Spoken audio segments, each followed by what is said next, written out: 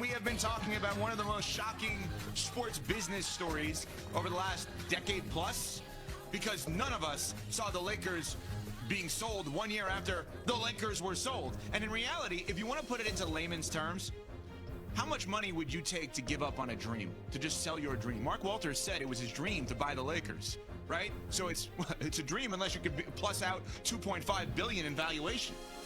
Was it really? Can you really say something is a dream if there's a price for you to not live it out? No.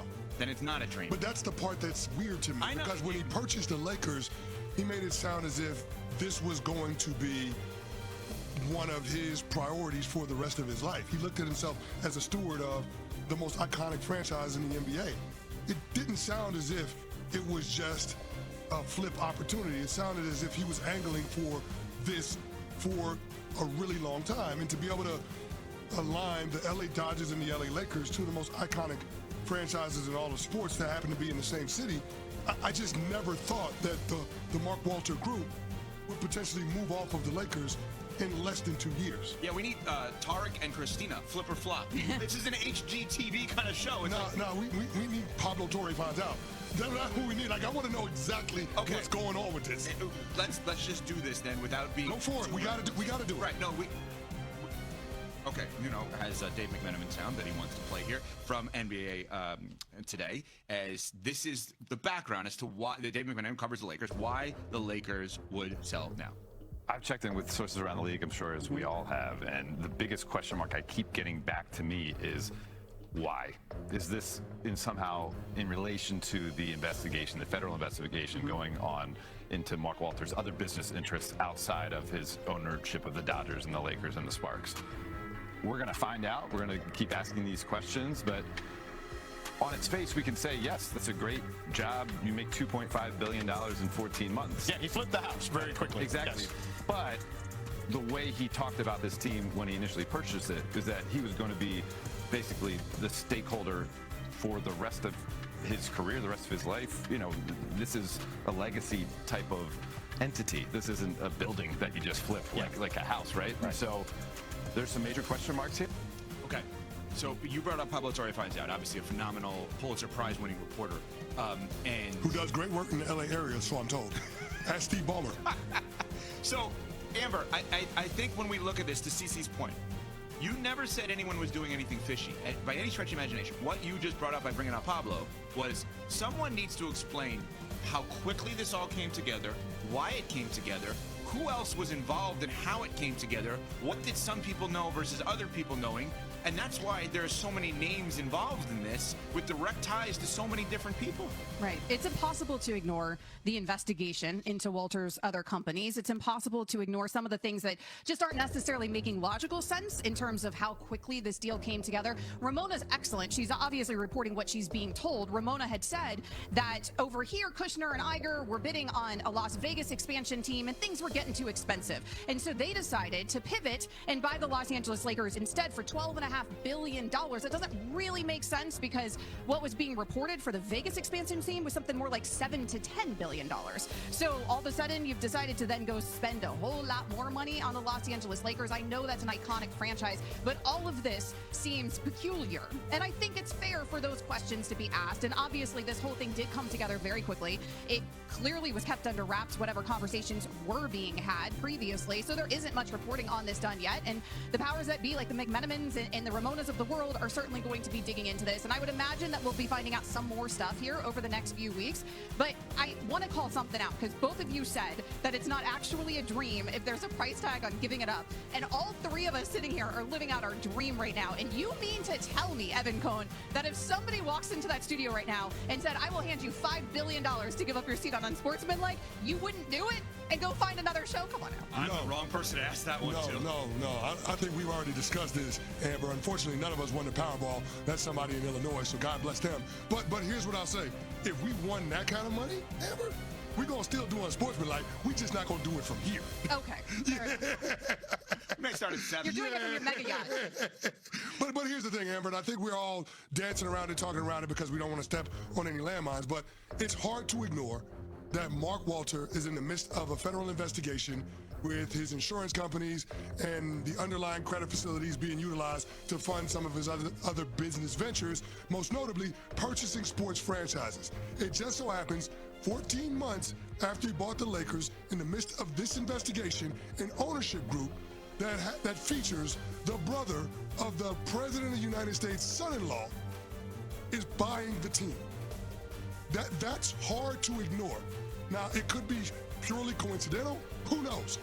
But something just doesn't seem right on its face when it comes to the pivot that the Iger-Kushner ownership group had from expansion franchises out on the West Coast to buying the most iconic franchise in the entire league. So can I give you other, I brought up all these names. I'm going to give you the other connections. CC just gave you one in terms of like the real life investigation to the potential, maybe possible fraud investigation that's going on with Mark Walter. No, there isn't. I'm saying, I'm not saying federal investigation, there's an SEC investigation. Yes. Those things are happening. Right. So here's what else is happening. I don't know if people heard LeBron James left the Lakers. Okay? So LeBron James leaves the Lakers. Amber asked a great question. Basically, like, who knew what when? Did he know something? Right? Because who else has been mentioned for the Vegas franchise? LeBron's group. Who now has an opening to maybe get that Vegas franchise where he could have potentially been outbid for that Vegas franchise? And or one of the coolest things about the Bob Iger, Josh Kushner group is the Bob Iger part. Face of the franchise. Trusted leader of an organization. Well, Bob Iger leading the Lakers is akin in some ways to LeBron leading a Vegas franchise, in that you clearly have the face of the franchise. And I know this may shock people. Neither Bob Iger nor LeBron James would be the money guys in a purchase. They don't have the money to purchase an NBA, like not even close. They're insanely rich, but not even close to purchase an NBA team. Also, Bob Iger, everyone talks about his amazing friendship with who? Chris Paul, who just decides, I'm going to retire. I'm not going to try to get back in. What could Chris Paul be involved with the Lakers now? Wouldn't the irony of all ironies with that he couldn't get traded there, and now maybe he could run the team one day with Bob Iger? Chris Paul running the team, JJ Redick coaching the team.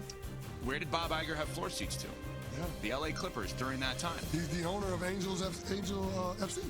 So there are so many connections. In addition, Mark Walter, now the former owner of the Lakers, owns the Dodgers. Okay?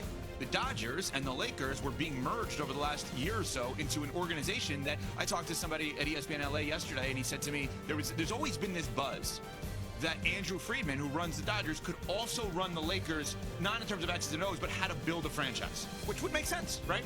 I've said it a million times. I'd hire Theo Epstein to run any sports franchise. Bob Myers running the Commanders. Same kind of thing, right?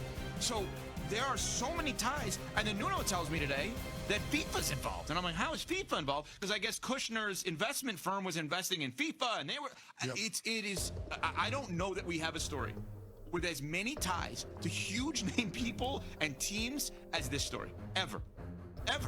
And Amber, one other thing on the Vegas thing that you brought up in terms of buying the Lakers versus buying Vegas, I think the more we look into this, the more we're going to realize that the Lakers for them are cheaper than Vegas, because they're only paying for a percentage of the Lakers, with private equity used potentially up to 20% versus the totality of the Vegas franchise. I don't know the full numbers on that because we don't know how much the Vegas franchise will be sold, but I wonder if that's part of it. If, as crazy as it sounds, the Lakers could have been cheaper than the expansion franchise. Maybe, possibly. This is how sports works now, right? With these groups being put together, and we're talking billions of dollars being pulled together from, you're right, Bob Iger, hundreds of millionaire, right? But not necessarily a billionaire, and that's why they pull their resources, but they also utilize private equity, and it's a very different world than when the Buses bought the Los Angeles Lakers. That was a mom and pop shop for a long, long time. There was good things about that. There was bad things about that. Today, certainly, though, this is how sports franchises are bought. Whether it was in Los Angeles, maybe a similar structure, I have no idea, or Las Vegas, rather, but here in LA, this is how it's going to end up going. So there's always a lot of pieces, and there's going to be a lot of powerful names involved in basically every sale, I think, from now on forward. Man, the Celtics feel like a bargain from a year ago when they sold swear to God, I thought yesterday, I'm like, if you're Mark Walter, offer $7 billion for the Celtics, and you just get them for on the cheap. Right. As crazy as that sounds. The Celtics for 6.1, or the Lakers for 12.5. And you don't get the arena. Oh my God. You don't have the arena nor the Sparks. They don't have either one. They they have the Lakers is what this group now has. All right, a lot of bold things that happen here. Another bold proclamation, though, by one NFL head coach. We will get to that next. We're on Sportsmanlike, presented by Progressive Insurance.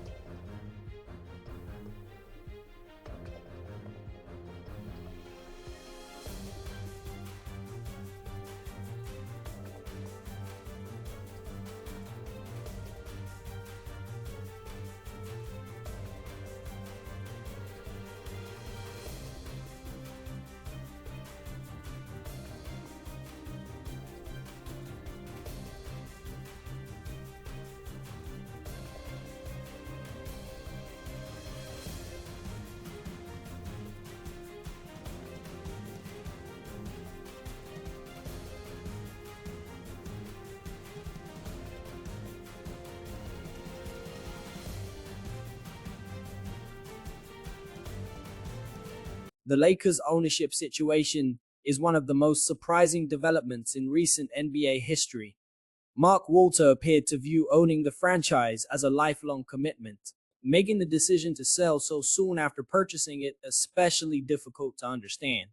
The massive increase in the Lakers' valuation is certainly a major factor. Turning an investment into billions in additional value can be incredibly difficult to ignore, even when the original intention was to own the team for decades. From a financial perspective, the decision may be easier to understand than it initially appears. Still, the timing creates plenty of questions. Walter is connected to other business interests that have drawn federal attention, and the Lakers transaction happened remarkably quickly. That does not establish wrongdoing, but it explains why journalists and fans are looking for more information about how the deal came together. The new ownership group also makes this story much bigger than a simple franchise sale. Bob Iger brings enormous business experience and long-standing NBA relationships, while Josh Kushner adds another major financial connection. The possibility of future involvement from people like Chris Paul only makes the situation more intriguing. The Las Vegas expansion angle is another fascinating part of the story. If the Lakers can be acquired through a smaller ownership stake and the use of private equity, the financial structure could make the established franchise more attractive than building an entirely new team from scratch. Overall, the Lakers are entering another major transition away from the traditional ownership model. The money involved, the powerful people connected to the deal, and the questions surrounding the timing make this much more than a normal NBA transaction. The next few months should reveal a lot more about where the Lakers are heading.